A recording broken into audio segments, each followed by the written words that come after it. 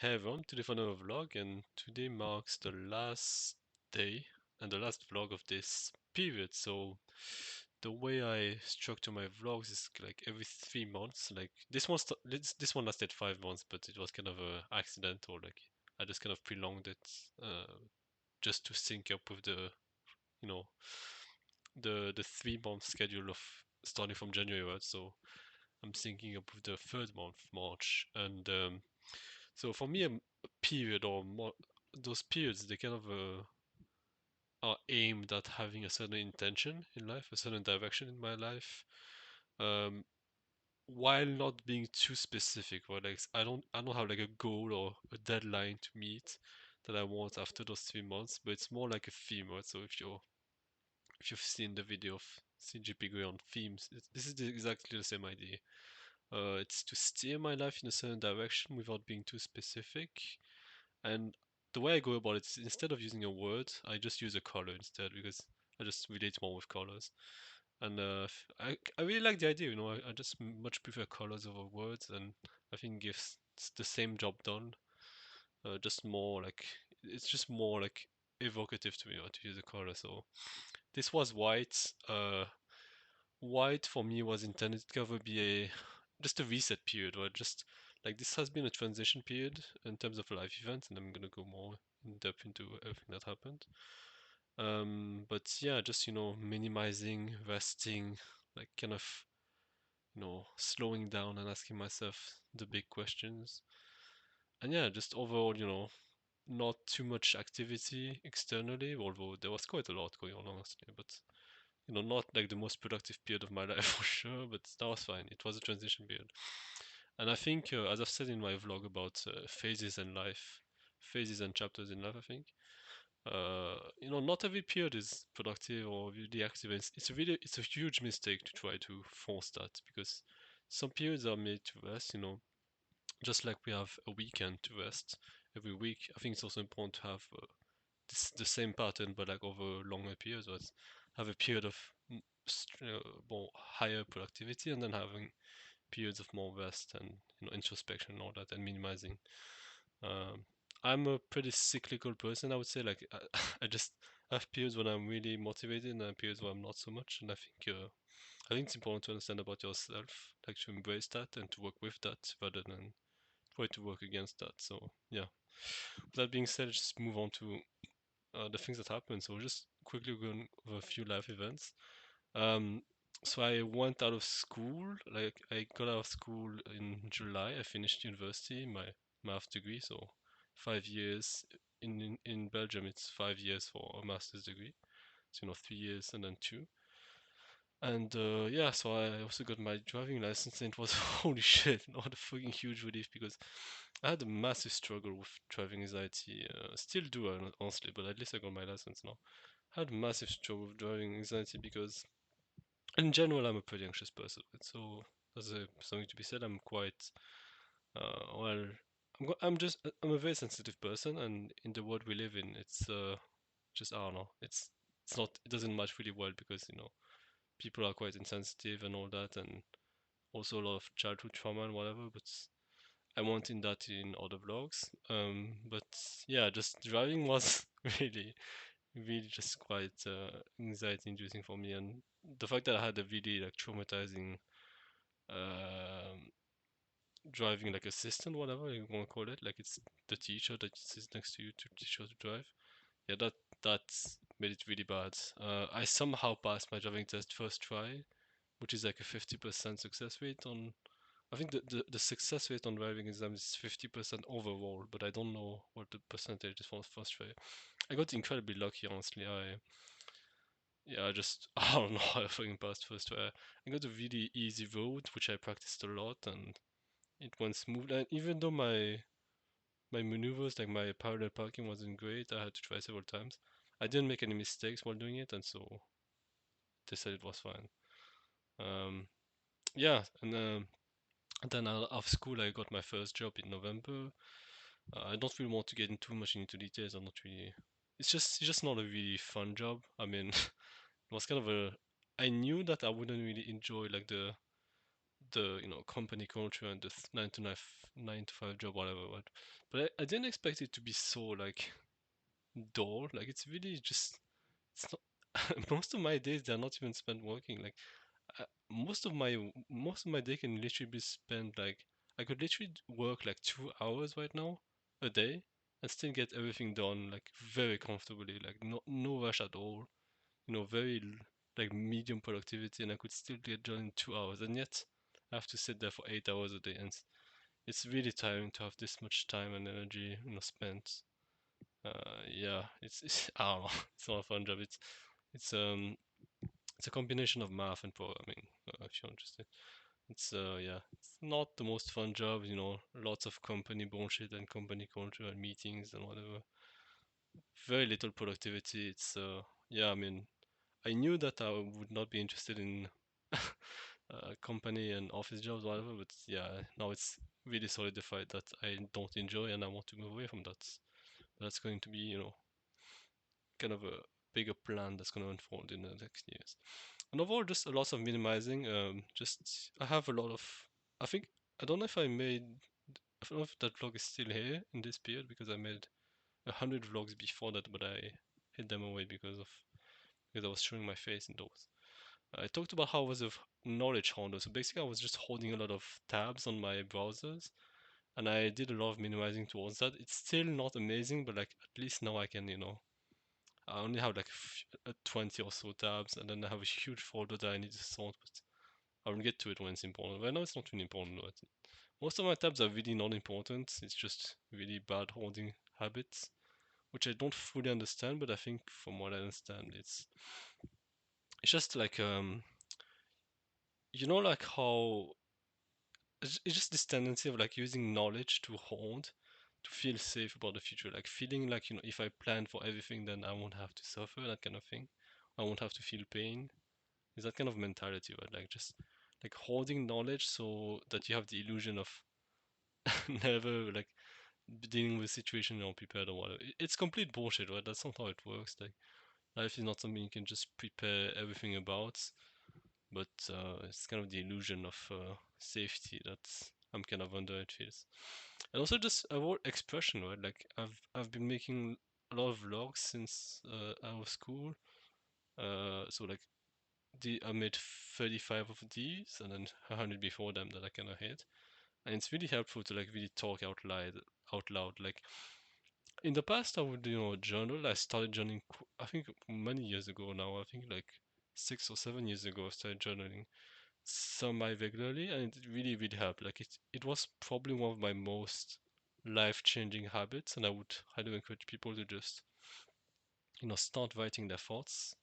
For me, journaling is as simple as that. Some people make it really complicated for some reason, but for me, it's as simple as just writing your thoughts and, uh, you know, just establishing conversation with yourself, and it's a huge game changer. Like, absolutely changed my life. But there's something really different about using your voice to speak to express your thoughts, because there's something very emotional that cannot be really carried, in my opinion, with writing.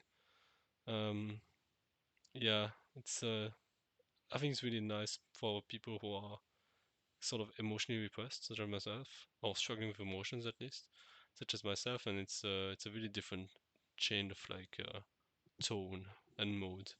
So yeah, I would highly recommend that. And so yeah, I'm really glad I did all of these. I'm gonna keep doing my vlogs, obviously, like weekly at least, and yeah, really glad I got into this habit as well. So moving on to the feelings part, yeah, so this period I was just feeling really stuck many times. I mean, it was a transition period, so in hindsight, it was to be expected, right?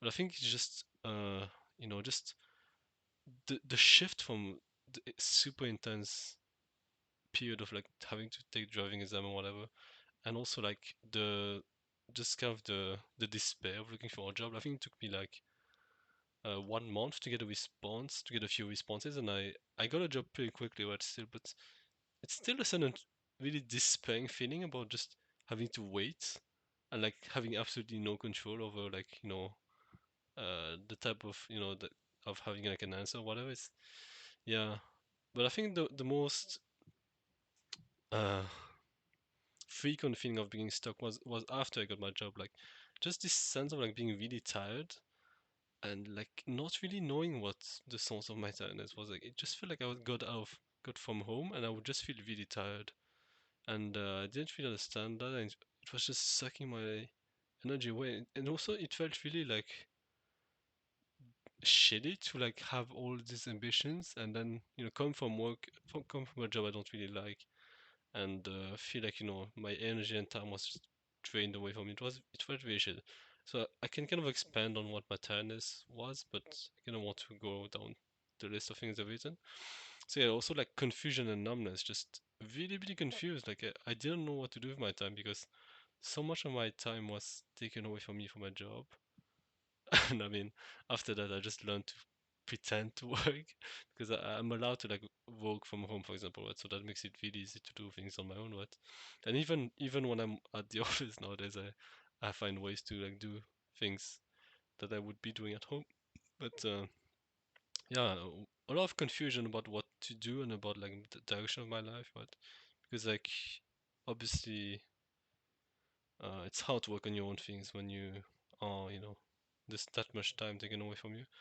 And like another aspect of this confusion is like how I feel towards the activities I used to do as a when I was younger, such as video games and watching stuff or whatever on YouTube. Like it just doesn't feel a useful way of using my time.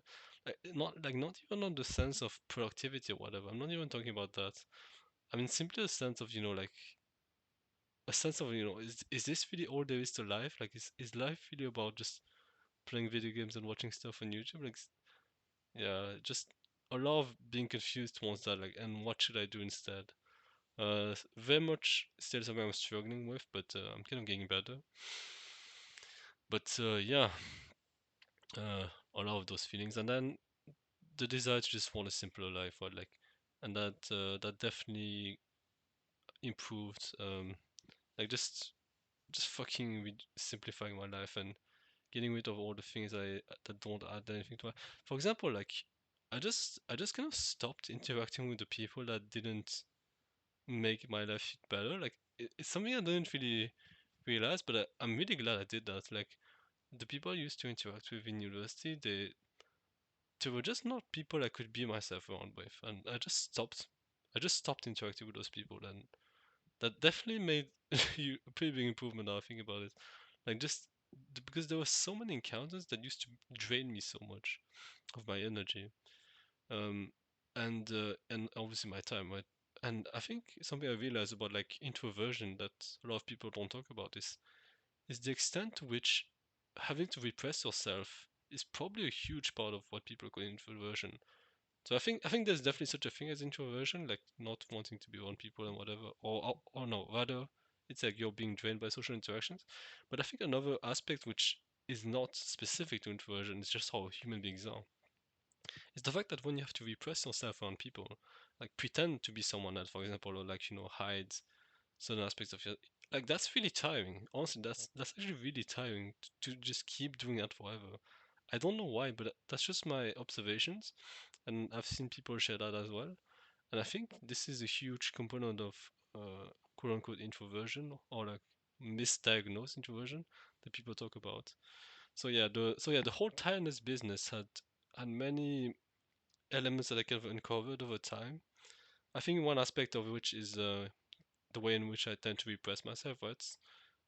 So that in particular, like repressing just who I am as a person. The fact that I'm not really like for example, I'm not a super funny person, and I'm not like a super entertaining person. And I think I'm still like trying to accept that by myself. Just be okay with that. Like I'm just just not super funny to be around. Like, and again, what's wrong with that? If that's just me, then what's wrong with that? And the things that in a social setting, in a social environment, such as society, of course, you're kind of socially punished for not being the most entertaining person. So I think that was the reason why it takes. It's it's still something that I really struggle with. Being with myself, right? Just being okay with myself in that regard. But obviously there's you're highly socially rewarded for being a very entertaining type of person, right? So I think it makes sense why I would feel bad about that myself. But these days I have more of this sense of, if that's who I am, then so be it. Like, why should I change myself, or why should I change myself to fit in? Like, that's not I don't know, that's not the type of thing I want to do anymore. And yeah, just tiredness, that's one huge aspect. I think is this repression of self, like trying to change yourself, trying to like shape yourself to fit a certain expectation. That's really tiring, right? uh also, second one is repressing emotions such as anger, sadness. That's obviously really tiring as well, because now you're basically dealing with your body at that point. Like, you're basically trying to repress your body and your emotions, and that's I mean, that's literally going against reality. So I think one huge aspect of tiredness can be summarized as um yeah, just trying to be something you're not, just trying to like run against your own nature. That's a lot of energy to run away from yourself, right? That's I don't think that's a very good usage of energy, obviously, but it's easier said than done, right? I think the reason why we tend to run away from ourselves is because it's not, we believe at least, it's not accepted by the social environments we find ourselves in. And because survival is so dependent on navigating social environments nowadays, right? We are not concerned about biological survival anymore. We are concerned with social survival. It makes a lot of sense, right? Why we would try to fit in or change ourselves or whatever. But I think as you get older, and especially when you kind of become more of an adult, like you realize that you have a lot of resources, and you have a lot more freedom over the social environments you find yourself in. So you can decide to surround yourself with people who can accept you for who you are, and I think that's the greatest strength as an adult, is that you're not forced with a given set of like social environments that pressure you to be a certain way. Especially with the internet, right? That's probably the greatest thing about the internet, is this ability to like find your people, so to speak, right? And so another aspect of tiredness that I really only uncovered a few days ago, and that's going to be actually the biggest focus of the next month, is I'm going to get more on it later. It's just all of these unrealistic expectations I had about my hobbies, and also like the way I kind of want to live life. Like, just this feeling like I was always behind on my inner schedule. Whatever, it was so tiring. And like all these crazy unrealistic ambitions I had about drawing, also really really tiring, really stressful. When whenever I would go about drawing. So definitely something I would get more on later, at the end of this, for the next period. And yeah, it's a huge, it's a huge like drain on my energy, and just yeah, it made me feel so awful. And it's so obvious in hindsight that it was like a major like roadblock in my own self, right? So moving on to a few insights, I think I'm just gonna go over them quickly because they are uh, I talk about all of these in vlogs. So the first one is attention diet, and the link between attention diet and feeling good, just emotional state, right? So attention diet is not just doesn't just influence your mind, but in my experience, it also influences your emotions, because yeah, just the ability to be grounded and to be focused is really key towards emotional state, right? And I discussed that more in that specific vlog. I think it's the first one. So sensitivity and dealing with numbness. I talked about that with being sensitive in an insensitive world. Yeah, just uncovering the fact that I'm very sensitive, and that's very likely why I dissociate so much from my body, and why I turn to like ways to numb myself, right? So to the internet or whatever. I think it's because yeah, when I look back, I used to cry so much as a kid, right? Like, and I think that was very clear sign that I was very sensitive, and it's again one of those things that I've come to see that as a just part of myself. And in fact, you know, sensitivity is in fact probably one of my greatest strengths. But because we live in a insensitive society, it didn't really feel as such. The third one is emotional not and expectations. This is what I was talking about with the tiredness thing. Like, there's all of these crazy, unrealistic expectations around drawing, and putting pressure on myself towards that. It's what I would call an emotional knot. And the thing about that form of tiredness is that it doesn't get solved by rest. It gets solved by dissolving the expectations and by doing the thing with less expectation. So it's a specific form of action that is required, right, rather than rest, which is very counterintuitive, and that's probably why it took me so long to see it. The fourth one is quantity of work. So just coming to realize like the importance of quantity. Like people say quality over quantity, and I guess I would agree, but at the same time, it's very overly simplified because in order to have quality, you need quantity, in my experience. So it's kind of a false dichotomy. Like in my experience, you should most of your attention should be focused on quantity, especially at first, especially if you're a beginner. You should just focus on making lots of stuff, and this allows you to get good, obviously, and also to find the specific things you're good at and what you're interested in. So I think quantity is a huge underspoken thing.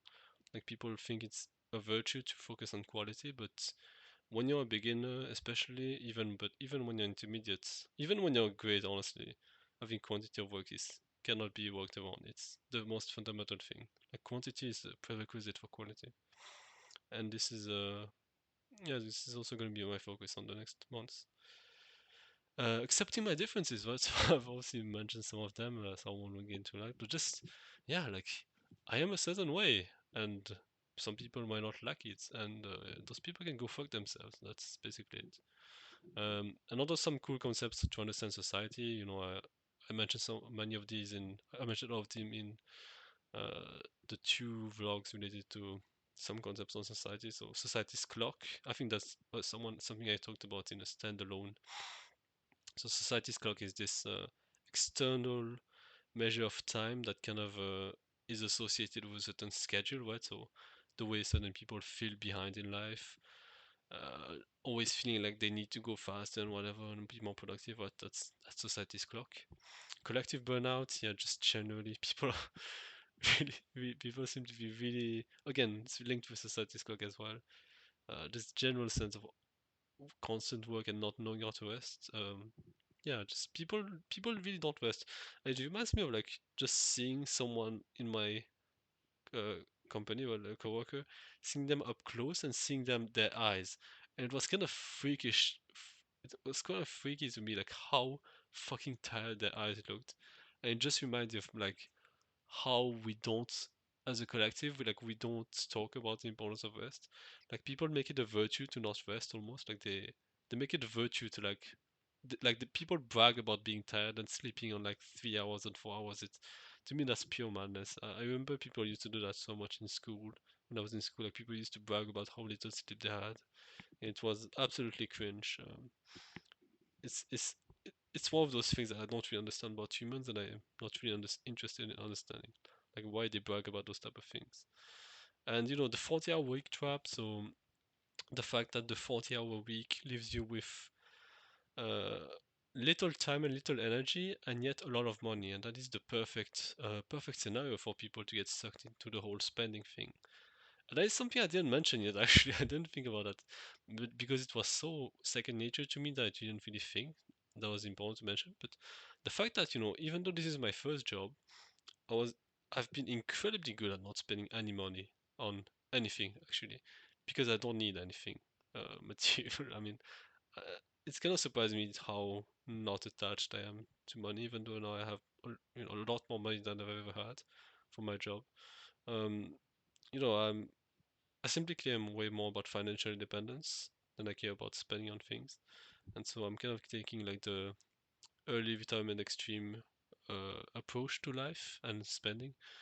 Early retirement extreme is a great book, and there are many great free blog posts if you're interested in reading more about that. But it's about financial independence with that it doesn't rely on being super rich or like super lucky.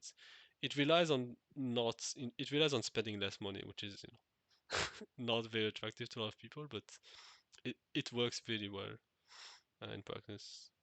And yeah, the 40-hour week trap, basically, yeah, it's that low energy, low time, but high money resources, and as a result, what happens is that you tend to use your money to recuperate for those resources you traded. Right? So you So like you tend to use money to like feel good and get the things you don't get from your job, and that's a really dangerous trap of recuperating, because it means that you become more and more dependent on your job, and you become more and more dependent on the consumer culture, and it means that you will just be dissatisfied more and more, right? Like also you'll be stuck more and more in your job. So it's a really nasty trap. And I'm glad that I was able to see it before I ever got a job. I had read early retirement extreme like I think a year from today. Also, I'm not sure, but it's or maybe like 6 months. I don't know how recently I read it, but I'm really glad I got to that book way before I got into a job. And yeah, now moving on to the transition. So uh, this period has been a very, you know, turbulent, like not the most turbulent one. It wasn't like super chaotic, but it was a transition period, and a lot of feeling stuck and a lot of confusion, but also a lot of insights about myself, a lot of understanding about myself. Getting rid of some just yeah, just not so great relationships. Kind of spending more time with myself, and not a super productive period, but that's okay because uh, it's very unrealistic to expect every period to be productive. And so the next period is gonna be another color, of course. It's gonna be red. I wasn't really sure what color to choose because the what I was thinking about was like I was thinking about consistency, right? Just grounding. So just doing things and less expectations. So just doing the things, not trying to care too much about like whether it's good or not. Just doing the things consistently and staying with staying with a certain like discipline, and also taking care of my body and not being so dissociated. That was kind of the thing, and to me that kind of evoked like the element of earth. So I guess to me that was kind of like you know green or brown or whatever. But I think the more I think about it, it's more like red actually. Like um because I don't know, there's something very material about red. Uh something very primal, right? Like it's this just simple simple way of living that's just all about like doing one thing really well. And also like if you think of like the chakra system, in the chakra system, the first chakra which is related to grounding, it's the red one, right? So I think red just feels a bit better. Like green feels more like peaceful, right? And brown is not really a nice color. uh, I mean, it's actually not even a color in some ways, but yeah, just yeah, I think red just feels a lot better than green, because green to me it just evokes peace, right? Like just peace, tranquility, nature. Whereas red to me feels like really like this determined, disciplined, just powerful being, right? And the third aspect of it is power. So yeah, just learning to channel the power of saying fuck you to people, like just because I grew up in a state where I was just so afraid of people, because like I was just you know a lot of the time as I was made fun of for who I was, and it was like several people making fun of me, so it's not like I had really the opportunity to stand up for myself.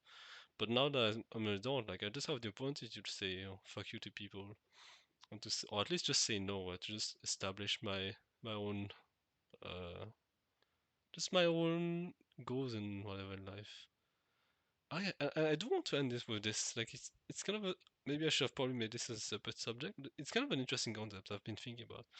The concept of like having your goals be cooked. Like it's basically like when someone else's ambitions, they kind of override your own, and you feel bad for not following those goals instead of just following your own.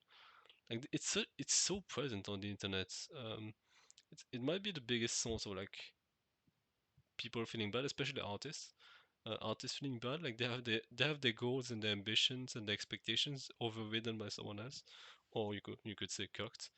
And yeah, it's a really unfortunate thing, right? And I think it requires a very solid ego. That's a solid like sense of self to just have the ability to just say no to those expectations, right? Like I will not feel bad about myself for not living up to those expectations of someone else. I will. aim for my own goals and whatever. I think it takes a really strong ego for that, and I think it's important. I think it's a huge mistake to think that ego is a bad thing, um, because I think to me there's like three aspects of self that the ego sits right in between. So there's like the first one is the super ego, the second one is the ego, and the third one is like the how to say like the universal ego, right? Like the God self or whatever. I definitely agree that th- I definitely agree with this idea there's like a higher sense than just yourself, right? You could say the collective self or like the God self or whatever. There's definitely something higher than the ego, right? So I'm not saying the ego is the beyond all of all, but I think something that people underestimate is that there's something much more. There's something posterior to the ego that can become really toxic, and that is the super ego, or in other words, it's the societal programming, right? It's the all these cultural norms that override your own sense of being and what you observe, what you think is good in life. Like, just all of those cultural norms that make you feel bad about yourself and that just force you to live a certain way. And I think the prerequisite step before, a higher sense of self is first of all to really understand all of these toxic aspects of the superego. Like some people talk about ego death, but I think before ego death, people should think about like almost like super ego death or like, and, the super ego has some important qualities, but it's not all bad. Like the societal program is not all bad. Just like the ego is not all bad, in my opinion. But certainly it should be examined with a very critical eye. Like there are a lot of things in culture that should be highly, highly questioned, and they are not. And yeah, that's kind of why I wanted to end. And that's where the theme of power comes into play. Right, red, like for me, red is about affirming your own individuality and your own, yeah, just giving the middle finger to people, right? Like just like no offense, but I don't think I will listen to you, that type of deal. So this really just this really like primal sense of power and individuality. I think it's really important, and it's probably gonna be one of my toughest changes in life because it's so contrary to the way I live and feel about everything. So like if you remember, if you've watched like Avatar: The Last Airbender, like there was this episode where Aang learns to earthbend, right? And basically like he learns that the reason why he struggles so much with earthbending is because it's completely contrary to the way airbending works and the way they approach life. So like earthbending is all about like just facing a problems head on. Right? Like there's no smart solution, no clever trick or clever scheme. It's just facing our problems head on with the sheer determination of making it through. And I think that's very much something I've lacked in life is this sheer determination and consistency and this solid sense in myself. If it's any relevant to anyone listening, my astrological sign is Aquarius, so it's associated with the air elements and the astrology. I'm not really into astrology. I don't know. I know next to nothing about it, but I know that my astrological sign, which is the fucking jug of water, is somehow associated with air, which is kind of weird, but I guess that's just how it is. Yeah. So yeah, don't have much to add. Yeah, just pretty interesting period so far. Honestly, I'm not looking forward to the next one. That looks really contrary to the way I live, and looks quite scary. But I think it's an important one, right? This ability to just be consistent, and I'm not really sure what I'm going to do exactly, but I think my plan is kind of to be more consistent with drawing. Less just drawing, right? Like not trying to produce anything of high quality, just making the consistent practice of drawing and of facing those expectations and the consistent practice of grounding myself in my body instead of dissociating to my own mind. Yeah, it's gonna be a it's gonna be a it's gonna be a difficult period, I can tell, but then again, is life really supposed? Is life really about doing what's easy all the time? I'm not so sure. Yeah, so thank you for listening, and I'll see you next time.